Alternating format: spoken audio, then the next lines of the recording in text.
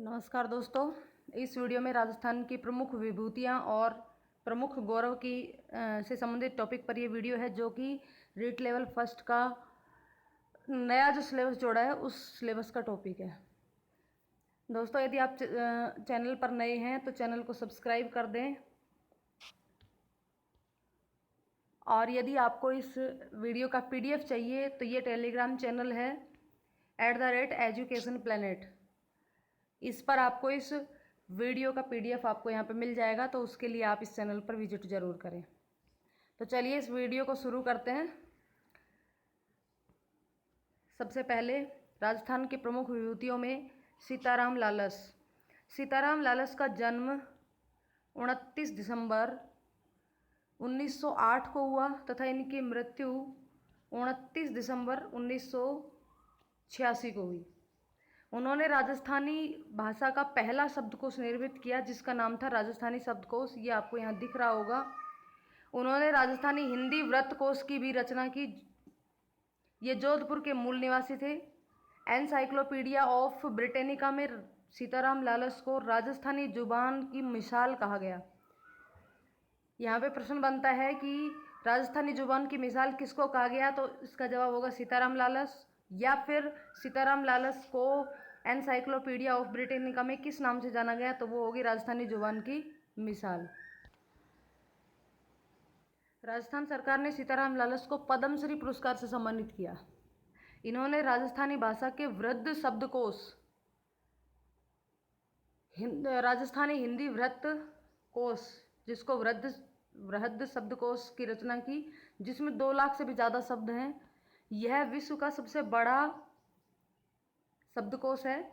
इनका निधन 1986 में जोधपुर में ही हुआ। राजस्थानी साहित्य अकादमी द्वारा साहित्य मनीषी 1973 में, जोधपुर विश्वविद्यालय द्वारा डिलिट की उपाधि 1976 में तथा पद्मश्री 1970 में प्रदान किया गया। ये थे सीताराम लालस।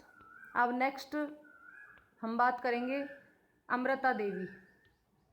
यहाँ से ये आप डायग्राम में देख रहे होंगे, अमृता देवी के बारे में आपने खूब सुना भी होगा, तो हम यहाँ पे शुरू करते हैं। अमृता देवी बिश्नोई जोधपुर की खेजड़ली गांव की निवासी थी। जोधपुर जिले की खेजड़ली गांव की निवासी थी। उन्होंने गांव में जोधपुर के महाराज अभय सिंह के आदेश पर खेजड़ी के वृक्ष काटे जा रहे थे, जिनका अमृता देवी ने विरोध किया। उनके साथ उनकी 3 पुत्रियां भी खेजड़ली के वृक्षों की रक्षा के लिए शहीद हो गए। ये इधर ये देखिए पेड़ काट रहे हैं, और ये अमृता देवी और उनकी पुत्रियां इस पेड़ की रक्षा करने के लिए यहाँ खड़ी हुई है। जिस समय ये पेड़ काटने की घटना हुई और अमृता देवी ने पेड़ों की रक्षा की, उस समय जोधपुर के महाराजा कौन थे? अभय सिंह थे। और उस दिन मंगलवार था, जो कि काला मंगलवार के नाम से जाना जाता है। जम्बोजी महाराज के विचारों का अनुसरण करते हुए खेजड़ी वृक्षों की रक्षा के लिए अमृता देवी के नेतृत्व में लगभग 363 लोगों ने अपनी जान गंवाई थी। ठीक है, आगे चलते हैं हम। महाराज सूरजमल। महाराज सूरजमल भरतपुर राज्य के जाट शासक थे। इन्होंने यवन की सत्ता को हमेशा के लिए समाप्त करने में महत्वपूर्ण भूमिका निभाई। 1756 ईस्वी में बदन सिंह की मृत्यु के बाद उनका पुत्र सूरजमल भरतपुर का राजा बना। बुद्धिमत्ता और राजनीतिक कुशलता के कारण इन्हें जाट जाति का प्लूटो या अफलातून कहा जाता है। जाट जाति का प्लूटो या अफलातून किसे कहा जाता है? महाराजा सूरजमल को। भरतपुर राज्य में डीग के जल महलों का निर्माण भी महाराजा सूरजमल ने ही करवाया था। महाराजा सूरजमल का जन्म जो है वो 1707 ईस्वी में हुआ था। भरतपुर स्थित लोहागढ़ दुर्ग का निर्माण महाराजा जगत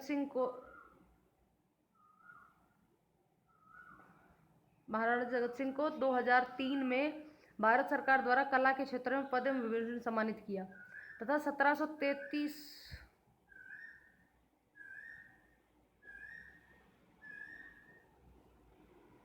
एक मिनट, यहाँ पे ये डाउट है, क्या लिख दिया गया मैंने पता नहीं। चलिए इसको छोड़ दीजिए, ये पोर्शन यहाँ पे छोड़ दीजिए। नेक्स्ट चलते हैं। गोविंद गुरु या गोविंद गिरी। गोविंद गुरु या गोविंद गिरी। गोविंदगिरी या गोविंद गुरु का जन्म 1858 ईस्वी में हुआ तथा इनकी मृत्यु 1931 ईस्वी में हुई। भारत के प्रथम सामाजिक एवं धार्मिक सुधारक थे। इन्होंने वर्तमान राजस्थान और गुजरात के आदिवासी बाहुल्य सीमावर्ती क्षेत्रों में भगत आंदोलन चलवाया। भगत आंदोलन चलाने वाले कौन थे? गोविंदगिरी। गोविंदगिरी का जन्म 20 दिसंबर 1858 को डूंगरपुर जिले के बांसिया या बेड़िया गांव के गोवारिया जाति के एक बंजारा परिवार में हुआ था। महर्षि दयानंद सरस्वती की प्रेरणा से उन्होंने अपना जीवन देश, धर्म और समाज की सेवा में समर्पित कर दिया। 17 नवंबर 1983 में मानगढ़ की पहाड़ी पर आयोजित आदिवासियों की सभा पर अंग्रेजों द्वारा गोलियां चलाई गई, जिसमें 1500 से अधिक लोग मारे गए और गोविंदगिरी को 10 वर्ष तक का कारावास भी दिया गया और ये 10 वर्ष तक कारावास में रहे। 17 नवंबर 1983 में मानगढ़ की पहाड़ी पर सभी आदिवासियों ने एक सभा बुलाई हुई थी और उस सभा पर अंग्रेजों द्वारा गोली चलाई गई, जिसमें 1500 से अधिक व्यक्ति मारे गए थे, जिसे जलियांवाला बाग हत्याकांड के समान इसको संज्ञा दी गई थी।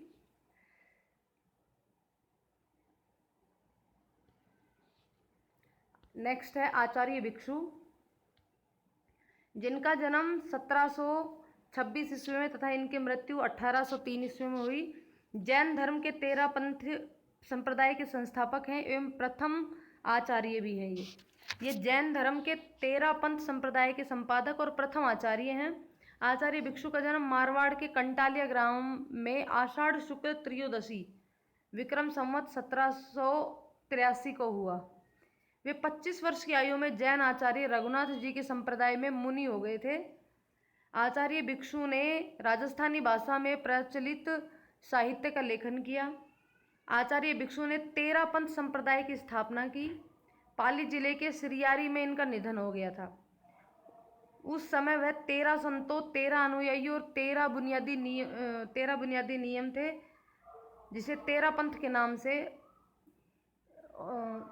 के नाम पर इस संयोग का परिणाम है। यानी कि इस वजह से इनको 13 पंथ संप्रदाय का संस्थापक कहा गया था। 13 पंथ इसी के आधार पर बने थे। नेक्स्ट है कन्हैयालाल सेठिया। कन्हैयालाल सेठिया आधुनिक काल के हिंदी और राजस्थानी भाषा के कवि हैं। इनकी कविता है पाथल और पीथल, सबसे अधिक लोकप्रिय है। ये है कन्हैयालाल सेठिया। इनका जन्म 1919 में सुजानगढ़ चूरू में हुआ। धरती धोरारी इनकी ही एक प्रसिद्ध रचना है। 1976 में इन्हें मिलता काव्य संग्रह के लिए केंद्रीय साहित्य अकादमी पुरस्कार भी दिया गया। आज़ादी से पूर्व सेठिया ने सामंती अत्याचारों के खिलाफ अग्निवाणी और किन घड़ियों में बेसुध सोए मारवाड़ के सपूत द्वारा युवा शक्ति को जागृत किया। अग्निवाणी और किन घड़ियों में बेसुध सोए मारवाड़ के सपूत, इन 2 रचनाओं द्वारा युवा शक्ति को जागृत किया। इनके द्वारा रचित जमीन रोधणी, पूर्ण मिंजर और तुम्हें सौगंध सिरोही के वीरों की आदि रचनाओं के माध्यम से तत्कालीन बुनियादी समस्याओं की तरफ लोगों का ध्यान आकर्षित किया। इनका निधन 2008 में हुआ। इन्हें 2004 में पद्मश्री, पद्म विभूषण और 2012 में राजस्थान रत्न से सम्मानित किया गया। नेक्स्ट है सागरमल गोपा। ये है सागरमल गोपा। भारत के स्वतंत्रता सेनानी और देशभक्त थे। वे राजस्थान के निवासी थे, जिनका जन्म जैसलमेर में हुआ। इन्होंने अपने क्रांतिकारी भाषणों और लेखों से जैसलमेर महाराज जवाहर सिंह को नाराज कर दिया, इसलिए उन्हें गिरफ्तार कर लिया गया। 4 अप्रैल 1946 में के दिन थानेदार गुमान सिंह ने मिट्टी का तेल डालकर इन्हें जिंदा जला दिया। 4 अप्रैल 1946 को। सागरमल गोपा की 2 पुस्तकें फेमस हैं। एक तो गुंडाराज, जैसलमेर का गुंडाराज, और एक आज़ादी के दीवाने। जैसलमेर का गुंडाराज और आज़ादी के दीवाने। सागरमल गोपा की मृत्यु के कारणों की जांच के लिए गोपाल स्वरूप पाठक आयोग गठित किया गया था। सागरमल गोपा की मृत्यु के कारणों की जांच के लिए गोपाल स्वरूप पाठक आयोग गठित किया गया था। नेक्स्ट है लक्ष्मी कुमारी चूड़ावत। ये देखिए यहाँ पे लक्ष्मी कुमारी जी चूड़ावत हैं। इनका जन्म 24 जून 1916 को मेवाड़ में हुआ। वे राजस्थान में मेवाड़ राजघराने की एक बड़ी रियासत देवगढ़ के रावत विजय सिंह की पुत्री थी। इनका विवाह रावतसर के रावत तेज सिंह के साथ हुआ। 24 मई 2014 को इनका निधन हो गया था।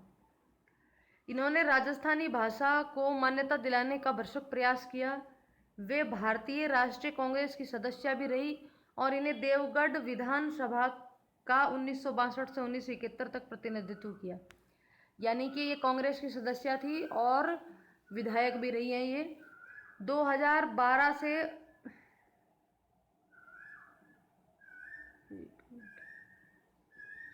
ये 2000 नहीं, ये है 1972 से 1978 तक राज्यसभा की सदस्य भी रही। ये राजस्थान प्रदेश कांग्रेस समिति की अध्यक्ष भी रही।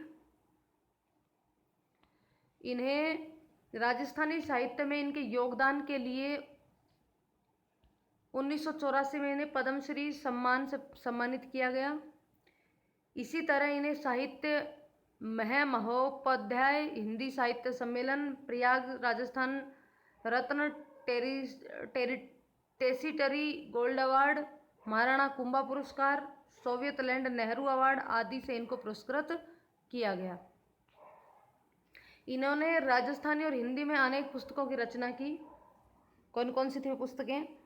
राजस्थानी पुस्तकों में थी मूमल, देवनारायण, बगड़ावत, महाकथा, राजस्थान के रीति रिवाज, अंतर्ध्वनि, लेलिन री जीवनी, हिंदू किसके उस पार, डूंग जी जुहार जी री बाता, पाबू जी री बाता, मांझड़ रात, हुंकारो दोसा, सूली रे सुइयां बाथे, गजबण, रजवाड़ा रे चकवा, अमोलक बाता। ये इनकी राजस्थानी पुस्तकें थी। राजस्थान का सर्वोच्च नागरिक सम्मान हेतु जो कि 2012 में शुरू किया, प्रथम राजस्थान रत्न इनको सम्मान प्राप्त हुआ। यानी कि राजस्थान का सर्वोच्च नागरिक सम्मान है राजस्थान रत्न, ये इन्हें प्राप्त हुआ और ये राजस्थान रत्न 2012 में शुरू किया गया और 2012 में ही लक्ष्मी कुमारी चूड़ावत को इस सम्मान से सम्मानित किया गया।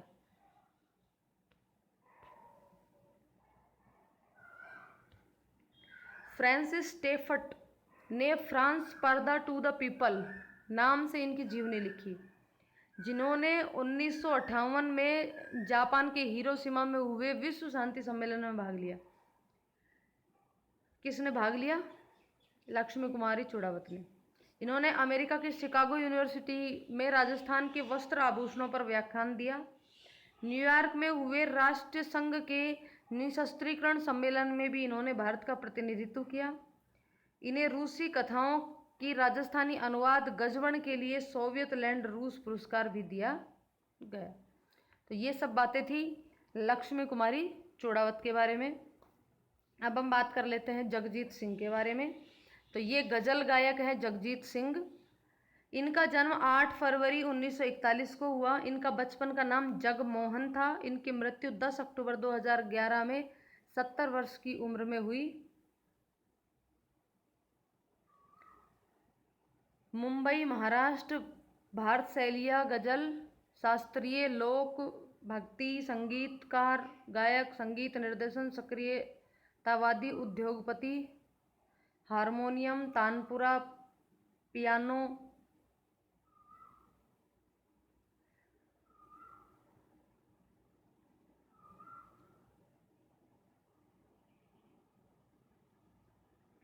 जगजीत सिंह को सन 2003 में भारत सरकार द्वारा कला के क्षेत्र में पद्म भूषण से सम्मानित किया गया। विजयदान देथा, ये है विजयदान देथा जी।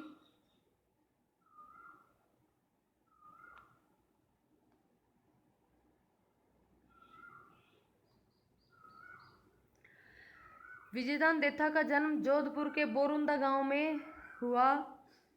उन्होंने राजस्थानी भाषा में उपन्यास और कहानियों का लेखन किया। उनकी प्रमुख रचनाओं में सबसे प्रमुख रचना थी बातारी फुलवारी। बातारी फुलवारी के लेखक थे विजयदान देथा, या फिर विजयदान देथा की प्रमुख रचना थी बातारी फुलवारी। इनके कथाएं थी, लघु कथाएं, बापू के 3 हत्यारे, अनोखा पेड़, चौधरीन की चतुराई, ये इनकी लघु कथाएं थी। और मेरा दर्द जाने ना कोई और महामलिन, ये 2 इनके उपन्यास थे। चलिए नेक्स्ट बात करते हैं अल्लाह जिलाईबाई। विश्व प्रसिद्ध मांड गायिका अल्लाह जिलाईबाई का जन्म बीकानेर जिले में हुआ। वह महाराजा गंगा सिंह के दरबार में रही। इनके द्वारा सबसे पहले केसरिया बालम आओ नी पधारो हमारे देश गाया गया। विश्व प्रसिद्ध मांड गायिका कौन है? अल्लाह जिलाईबाई। इनका जन्म राजस्थान के किस जिले में हुआ? बीकानेर जिले में हुआ। ये किस राजा के राज दरबार में थी? महाराजा गंगा सिंह के राज दरबार में थी। सबसे पहले केसरिया आओ नी पधारो हमारे देश, केसरिया बालम, केसरिया बालम आओ नी पधारो हमारे देश जो गीत है वो किसके द्वारा गाया गया? सबसे पहले अल्लाह जिलाईबाई के, किसके द्वारा गाया गया? अल्लाह जिलाईबाई के द्वारा। इन्हें प्रथम राजस्थान रत्न पुरस्कार 2012 दिया गया, लेकिन यह पुरस्कार इनको मरणोपरांत मिला। नेक्स्ट है गौरीबाई। इनका जन्म, गौरीबाई का जन्म 2 है, गौरीबाई अलग है और गौरी देवी अलग है, ध्यान रखना यहाँ पे। गौरीबाई का जन्म डूंगरपुर के एक ब्राह्मण परिवार में हुआ। कृष्ण भक्ति के कारण इन्हें बागड़ प्रदेश की मीरा कहा जाता है। इनके द्वारा कीर्तनमाला नामक ग्रंथ की रचना की गई। और गौरी देवी मांड गायिका है। ये ब्रह्मांड मलिका के नाम से विख्यात है। ये गौरी देवी मांड, रतन राणा, मेहंदी आदि लोक शैलियों के लिए प्रसिद्ध गायिका भी रही है। गौरी देवी, गौरी बाई जो है इनको बागड़ प्रदेश की मीरा के नाम से जाना जाता है, जबकि इन्हें ब्रह्मांड मलिका के नाम से जाना जाता है, गौरी देवी को। ठीक है, तो ये फर्स्ट पार्ट था राजस्थान की प्रमुख विभूतियों और गौरव जो टॉपिक है उसका फर्स्ट पार्ट था। देखिए इस वीडियो में जो कुछ जगह मिस्टेक रह गई है उनको सुधार करके मैं इसकी जो भी इसका सही, जहाँ भी मिस्टेक है उनको सही करके इसका PDF आपको सही मिलेगा और वो आपको टेलीग्राम चैनल पर मिलेगा, जो इसकी वीडियो के शुरू में आपको बताया गया था। और वापस से मैं बता देती हूँ, टेलीग्राम चैनल है alleducation@alleducationplanet। देखिए ये रहा हमारा टेलीग्राम चैनल। इस चैनल पर आकर के आप इस वीडियो का PDF बिल्कुल सही PDF आप वहाँ से ले सकते हैं। इस वीडियो का अगला पार्ट देखने के लिए इस चैनल पर विजिट करते रहें। यदि आपको वीडियो पसंद आई हो तो उसे लाइक और शेयर करें, और यदि चैनल पर नए हैं तो प्लीज़ चैनल को सब्सक्राइब कर लें। रीट का जो नया टॉपिक जुड़ा था रीट लेवल फर्स्ट में, वो पूरा का पूरा टॉपिक इस चैनल के ऊपर उपलब्ध है। वीडियो देखने के लिए धन्यवाद।